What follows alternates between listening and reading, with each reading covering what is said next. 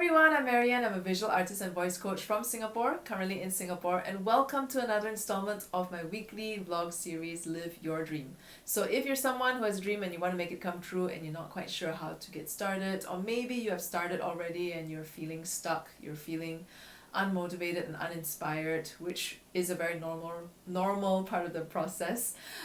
This is a vlog series for you because this is where I share whatever it is that I'm learning in my journey as an artist, as a voice coach, as someone who is all about pursuing my dreams and going after whatever it is that really matters to me, and ultimately creating a worthy and meaningful purpose for myself. So if you have any questions about this, feel free to ask them in the comments, or you can also directly message me through any one of my social media links, which are in the write-ups attached to these videos, and I will do my best to answer them either by writing back to you or by recording a vlog to discuss a certain topic.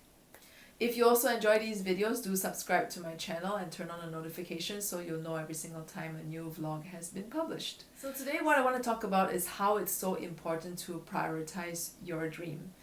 We live in a time now where we are very busy, right? We're such busy people and we have so many obligations, and a lot of times when we're at a stage in terms of our dream where we have not built a certain amount of traction yet, where there's so many opportunities coming our way outside of ourselves, and it's mostly just you yourself motivating yourself to get things done, which is a very crucial part of the process at the very beginning.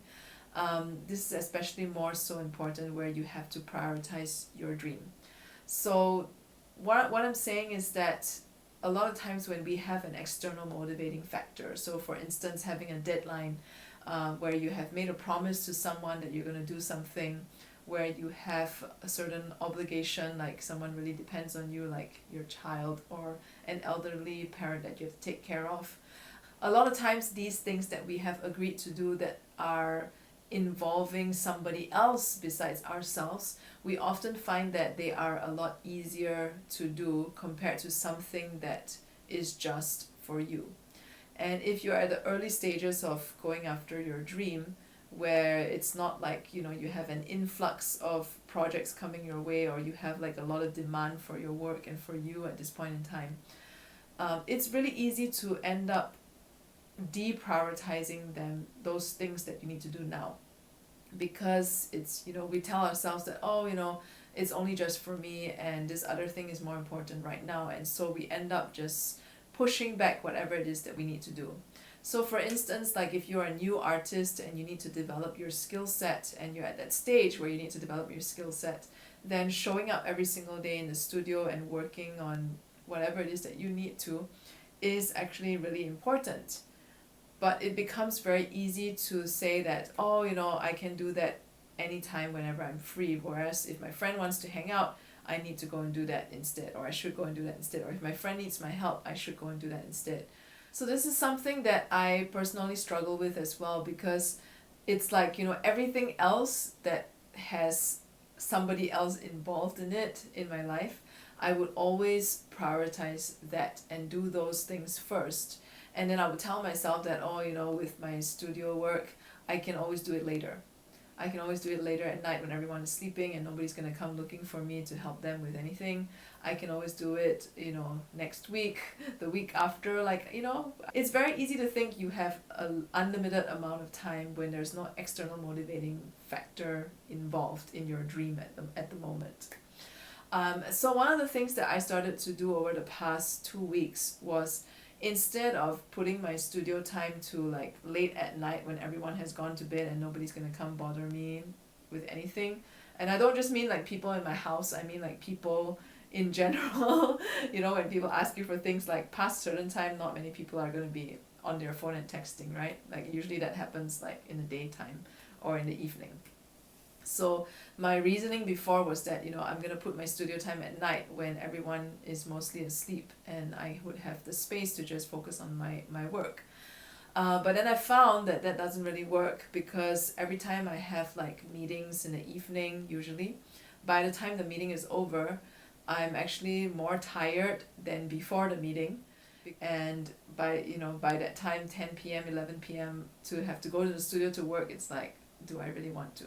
Yeah. So one of the things that I started to do this time round is to schedule my day such that I do my whatever I need to do as an artist. I do those things first, which at this point in time of recording this video, I'm working on like a daily drawing practice to sharpen my skill set, and I'm also working on developing a new series of works, possibly for an exhibition, maybe just to develop my style as a street artist too.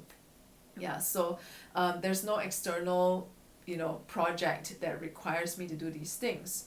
At least not, I mean, I'm intending and working towards that direction, but nothing has been set in stone yet. And so there's no external motivating factor that requires me to, get moving. And so because of that, I realized that I need to schedule my art time first thing in the day, because that's also usually when people are not likely to come looking for me, because most people would be at their day jobs. And my day job, which is as a freelance voice coach, a lot of times clients would schedule sessions with me, but it's usually, what I've noticed is usually in the evenings, or it's usually on a weekend. And so that means that my weekday daytimes are actually the best time for me to work on my art, even though it may not be the best time as in what I'm thinking is the best time where nobody's gonna come bothering me.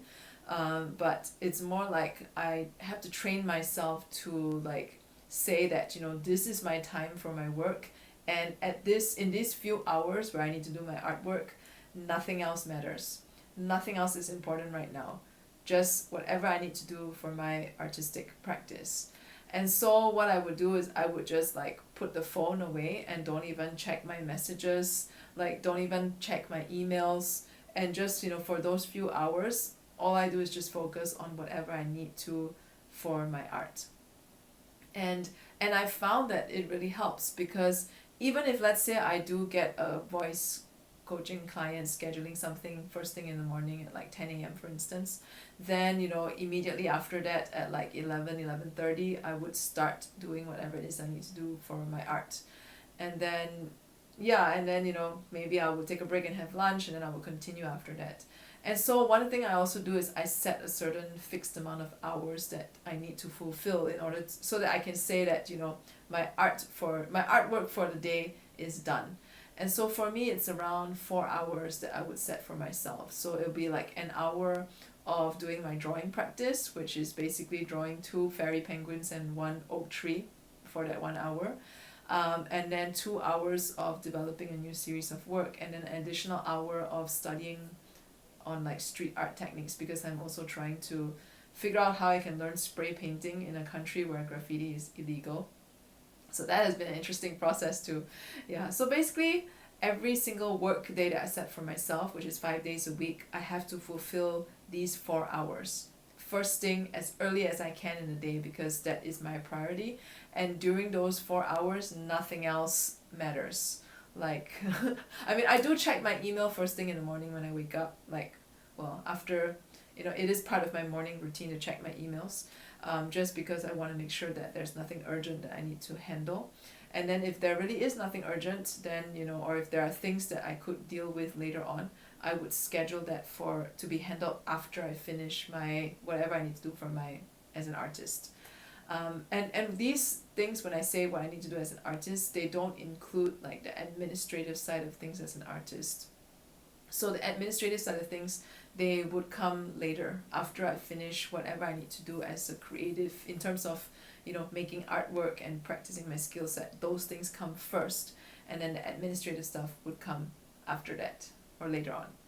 Yeah, so that's what I found has been really helpful for me for the past 2 weeks, because then by the time I finish those things, it's usually like in the afternoon somewhere, or maybe even in the evening. And then my evenings can be freed up to do something else, which usually would be like transcribing my vlogs, or like writing a vlog sharing, writing my newsletters, having meetings with people, and reading up on like voice coaching, or studying some other things about art that isn't related to those 4 hours that I need to do. And then if, let's say, by the time 10 p.m., 11 p.m. rolls around and everyone has gone to bed and the world is quiet and everyone has gone to sleep and nobody is bothering me for anything, then if I feel like it, then I would just go into the studio and continue working on something. Yeah, so this is how I have been scheduling my time for the past 2 weeks to prioritize whatever it is that's, related to my dream of being an artist.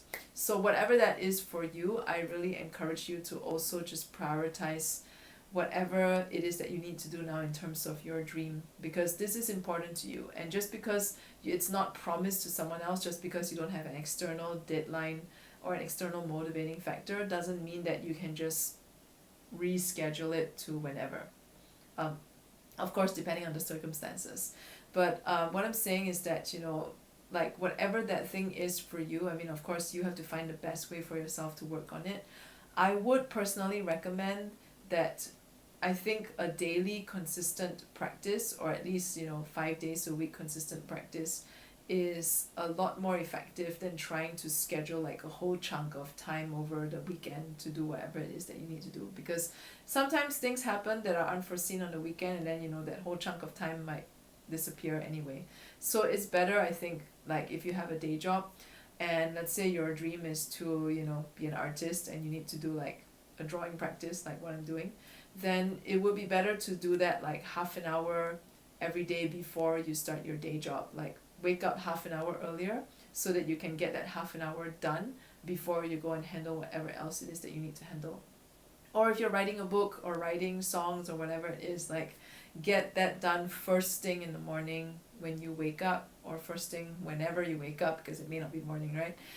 Just get that done and out of the way before you go and do everything else that has external motivating factors, because those things with the external factors, it's always going to be easier to do them. And so we want to really pay more attention to the things that are harder to do, just because there's nobody else that you are, that's going to hold you accountable to get those things done. So if you have any questions, feel free to ask them in the comments, or you can also write to me through any one of my social media links, which are in the write-ups attached to these videos. And if you have enjoyed today's video, do subscribe to my channel. And look out for more of such videos, and let me know if there's anything that you would like me to share more about. So see you next week.